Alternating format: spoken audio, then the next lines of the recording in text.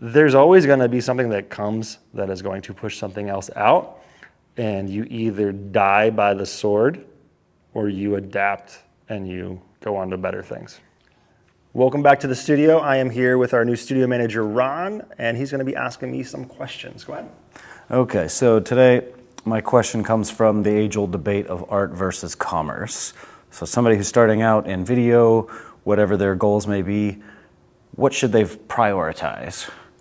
So it depends on what your goals are, because if you know that you want to be a DP, you want to work in commercials, you want to work in film, whatever it is, then the art goes a long way in that, right? Because the storytelling is very different in that than it is for something that's commerce related for like business. And so knowing which you fall into, and then also if you are going to try to make money from this, you're typically going to be hired by people that are hiring you for a specific purpose, whether that's to be a camera op, a DP, and a lot of times, unless it's for a commercial or a short film or something like that, time is money.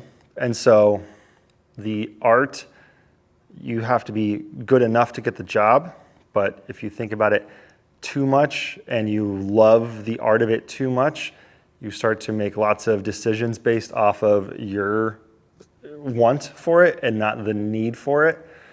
And so knowing your audience, if it's a business, then your art really cannot get in the way of their end goal. That's the fastest way to never be hired. I was doing a shoot with Ashley Furniture. We were out at some of their stores, and I hired a camera op, good camera op, but he was working and taking forever, and they kept on saying in my ear, "Hey, we need to move this along. They're trying to set up lights, they're trying to do this, and they just don't understand it. It doesn't matter if it's a massive company. Not everything has to be the best thing that you've ever done. And so know your client, know the expectations of the day, and just know that if it's not on your dime, that it's costing somebody else, and time is money. And I will. Last thing I'll say about that is, I have some very high level, so C-suite of Fortune 100 companies that I've worked with, where when you have them for 5 to 15 minutes. So like very, very small windows, and you trying to, let me put this extra light in, or now that you've sat in, I want to change some stuff up to make it look really. It's like, well, you have 15 minutes. Like there's none of that happening, and if you try to do that and you don't get what we need, or they're flustered, good luck on ever being brought back. Is there a certain time where you're going to say, you know what, I have this really cool idea, and I would love to do this, but how do I generate revenue out of this? And then how do you reconcile that? I know it's a little bit similar, but I think you leave your cool ideas for yourself. I think unless you've sold your client on it, and unless there's an actual need for that, then do it on your own time, do it for yourself, right? So what I like about going after businesses is, I don't have that whole artistic side because I'm, in a fast-paced environment, but I make so much money there that I can work a few jobs a month and have the rest of the month to do nothing, right? Well, you make a lot of money, you have all that free time, you have all the time that you in the world to do artistic stuff, versus trying to force artistic stuff on people, not getting brought back, right?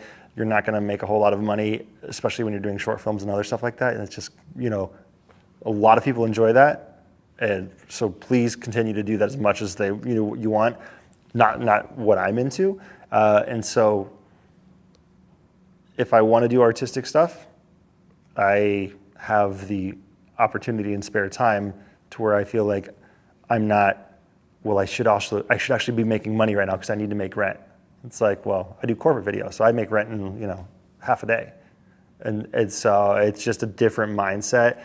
And so people might think that doing like corporate video might be, you're selling out or you have no artistry, when it actually opens the door for a lot more artistry. So but it's in your spare time.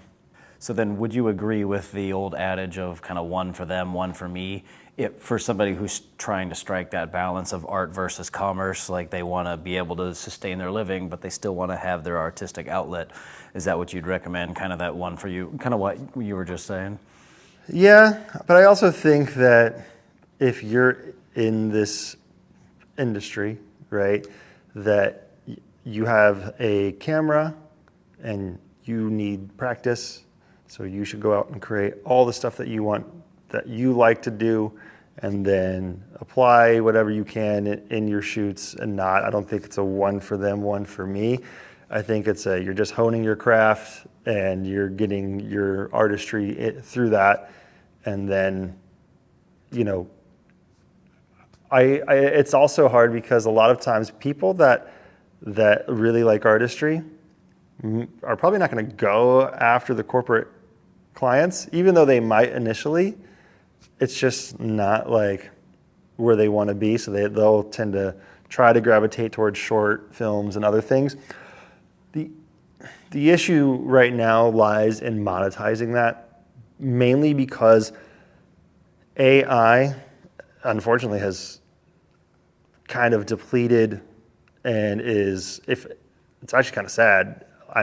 There's a crew stories group on Facebook, and it's people that have been in the industry for decades. And it's tens of thousands of people, and a majority of them haven't worked in years. There's people that they're like, I have, Emmys on my shelf, I have all these awards on my shelf, and I'm gonna put a gun to my head. Because there's no work, because there's strikes, because we don't want AI to take over, so we're on strike. All these people without work, and it's unfortunate, and I'm not saying it's all going away, but a lot of that type of work is gonna go away, especially on the creative side, because the latest Coca-Cola commercial was all AI. 0 actors, all generated on AI. I believe it was 85, 86 minutes of footage that had to be created by AI to make a 15-second video. And even at that, how much cheaper was it for Coca-Cola to generate 85 minutes of AI video to make a 15-second commercial? You know how many people didn't work on that? And so that creative side, unfortunately, is not the path to take. And I think anybody, my own personal opinion, anybody going to film school should never, number one, this day you should never ever go to film school, because there's nothing that you can really learn there. And in the past, the reason to go to film school, and there's only a few good ones in the country, was to make the connections that would help you in the future. The future for that industry, unfortunately, does not look that great. So you're paying a lot of money to learn stuff that you can learn on YouTube in a couple weeks, to go into an industry that there's some bleak writing on the wall. That's kind of also another benefit to where I found myself on the business side, is that we are dealing with businesses that really like authenticity, or they are giving presentations, right? There's internal, external communications where their faces matter, right? And so that could go to AI at some point, but that time horizon's longer, versus right now we're already seeing an immediate AI is taking over lots of things. And so just I know I went on a tangent there. It's just something to consider for people that are looking at like which avenue to take, and the writing's on the wall. It's just a matter of time. I'm not saying it's all going to go away, but if the people that have been doing it successfully for 20 years, who have many accolades, cannot get work and cannot feed their kids and have no money to pay their mortgage, which you go in that group, you will see that every single day, and it's an anonymous member posting. It's very, very sad. Just think about commerce versus art in that regard. Yeah, no apologies necessary for the tangent. It actually raised a good question. So with the advent of generative AI specifically, and its ubiquitous spread very rapidly, for someone who is still interested in a field or in a job with the creative field, are there certain jobs or parts of the industry that you feel would be immune to the generative AI kind of taking over? So I think that I would say a year ago they tried to get Will Smith. There's a generative AI video of him eating spaghetti, and it looks insane. His hands are like doing crazy things, and it doesn't look real. A year later, there's stuff that is like you couldn't tell that it's not him, or it's very, very close to being perfect. So I think people underestimate how quickly AI can advance, right? Because it gets smarter like insanely fast, right? So one thing to think about is how can I utilize AI to be a better whatever I do? Or what does it look like for whatever role I play, and how can I sort of try to pivot to utilize AI or whatever AI is going to change about it? How can I, put myself in the right place to monetize that?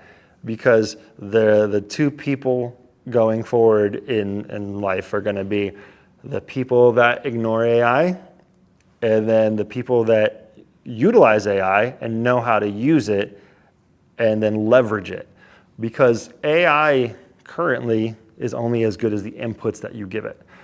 So if you don't know the correct inputs, then you're going to get a totally different whatever it is, whether it's copy for a post, right, generating a video, what have you, versus somebody that knows exactly how to prompt it and reprompt it to get what they want.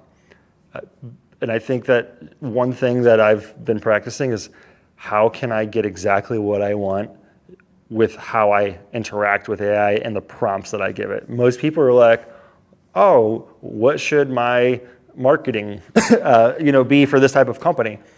Versus I am a B2B, SaaS company who specializes in the, medical industry. Our current clients are these clients. We are aimed at people that do $5 to $20 billion a year in revenue. Our goals are this. Their goals are this. Our goal for this campaign initially is to drive brand awareness that hopefully converts to, whatever. And so you give it an insane amount of detail that you would give somebody else if you actually wanted an answer that was correct, right? Because if you think about it, what house should I buy? That is a stupid question because there is zero context. Well, you should just go buy whatever house you want. Go buy the White House. Oh, yeah, sorry, you didn't give me anything about location. You didn't give me anything about the money you have, right? Oh, I have $20 million. Cool, go buy that Malibu beachfront property. Oh, you hate the beach? Oh, cool, you didn't give it enough, right? And so I think that most people just assume that people or AI just know everything about their life, and they never provide enough context for a lot of things. And so AI is the one thing that you need to provide insane amounts of context to then get good answers, to then utilize it to your advantage. And depending on the roles that you're in, will then dictate, well, is this something I can utilize with my role, or is this something that people are going to utilize and replace my role? Because copywriting, I'm just gonna use ChatGPT. I pay you, or I pay $20 a month. It's unfortunate, but at the same time, people don't feel bad for the horse stables that got, what about the horseshoe makers, right? What about the people that sold the stone and the chisel? It doesn't matter because then the pencil people piss them off. Then the pen people piss them off. Well, then the computer people piss them off, right? Typewriters in there somewhere.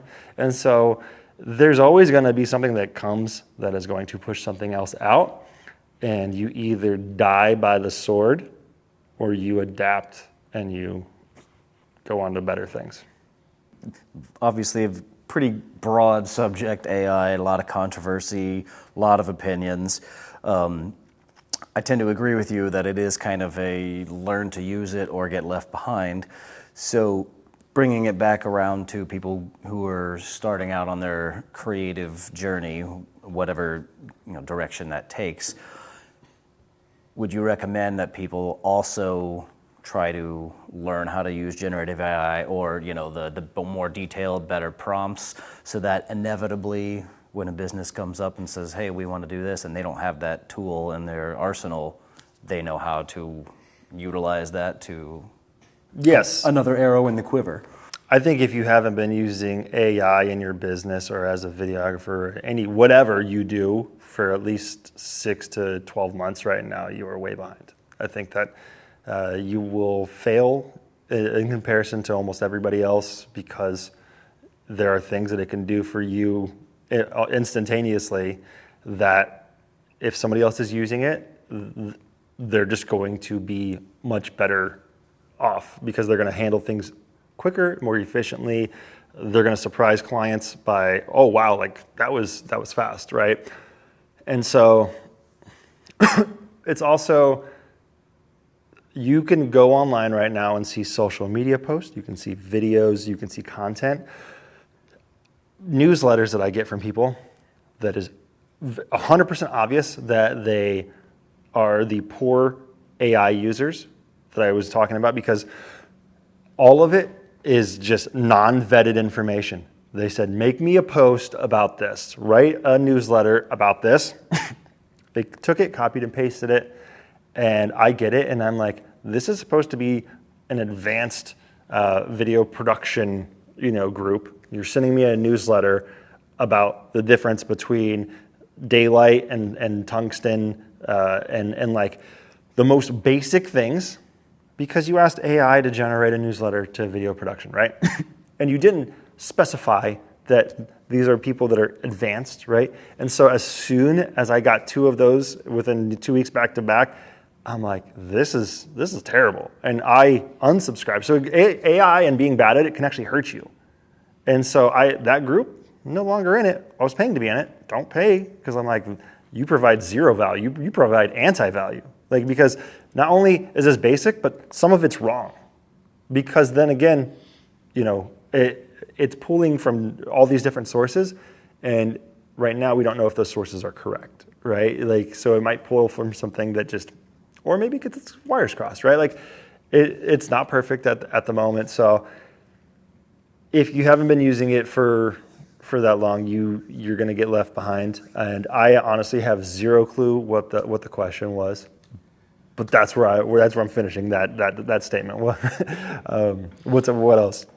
No, that's good stuff. You did answer the question. Essentially, add it to your arsenal of tools, because otherwise somebody else is going to do it and they're going to beat you to the punch. Mm-hmm. So, keeping in the topic of generative AI and all the controversy around there about how they're trained, there's a lot of accusations about stolen art here and there. And then a couple of companies, I can't remember which ones off the top of my head. Adobe, yes, have stated their intentions. I don't know how well that's going, but to train their models on licensed work. Is that a potential viable career path in terms of this whole conversation about art versus commerce? If somebody wants to make their art and be, profitable on it, would that be like maybe a potentially new career path? Like, I am a AI training videographer or something along those lines? Or do you see that actually developing into something on its own?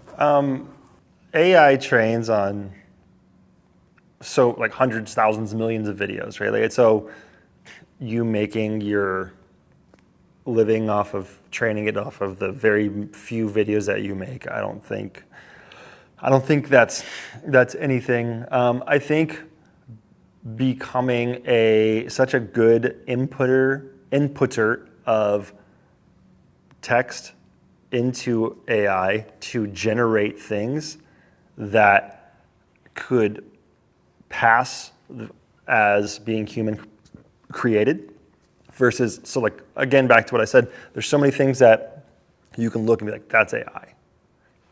If you can get it to a level to where it's indiscernible that it was created by AI or a human, that would be a good path to take. Again, that's going against the industry, right? That's like saying that I wish that my job went away and that somebody could do that, right? I'm a business person. I'm not an artist, even though I have very artistic habits and tendencies. I'm a realist. And so the unfortunate truth is I could sit here and lie to myself and say, no, that's never going to happen. That's dumb. I'm never going to do that. Nobody's going to pay for that.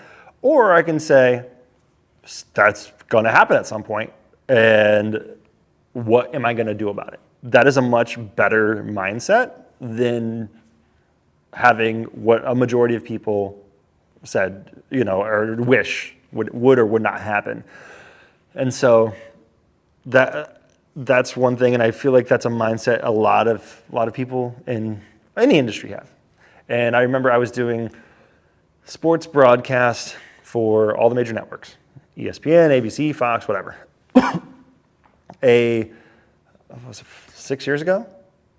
I was telling people that have been in the industry 20, 30 years, I was like, us doing all this work for these networks, like, it's not going to happen anymore. We might do this work, but it's probably going to be for Amazon. It's probably going to be for YouTube. And guess what? It's Amazon. It's YouTube.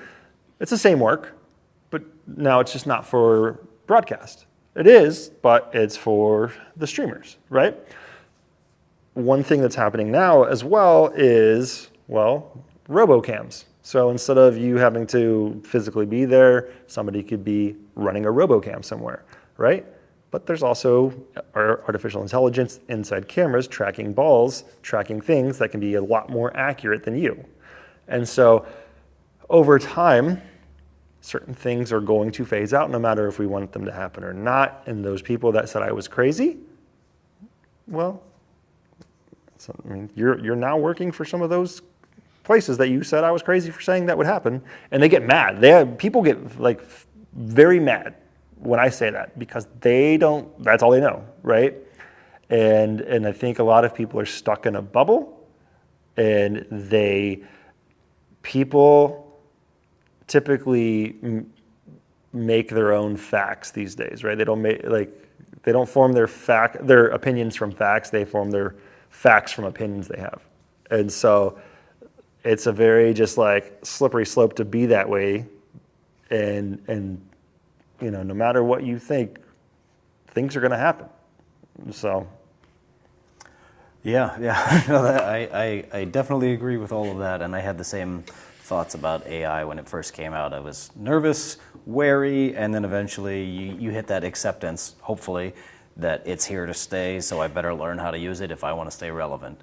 So, yeah, definitely something to keep in mind. Yeah. I don't think I have any other questions at the moment about AI and art. Very broad topic, but I think that'll do me for now. Yeah. Stay tuned. He's going to ask me more questions every day, and then you will learn either to love me or hate me because I just say it like it is. Peace.